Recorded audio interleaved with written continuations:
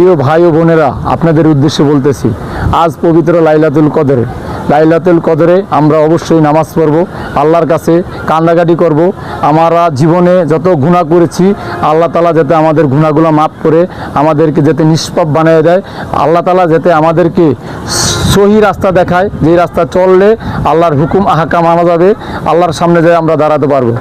আর একটা জিনিস, আপনারা সবাই জানেন যে ফিলিস্তিনি আমাদের মুসলমান ভাই বোনের উপর খুব অত্যাচার হচ্ছে। আমরা অবশ্যই এই লাইলাতুল কদরে আল্লাহর কাছে সবাই দোয়া করব, মোনাজাত করব, আল্লাহর কাছে কান্দাকাটি করে চাইব আল্লাহ তাআলা যাতে ফিলিস্তিনির এই ভাই বোনেদেরকে অবশ্যই আল্লাহ তাআলা নিরাপত্তা দেয়।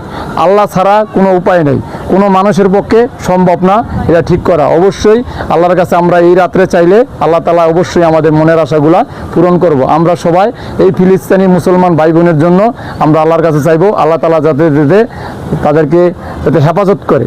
আমিন।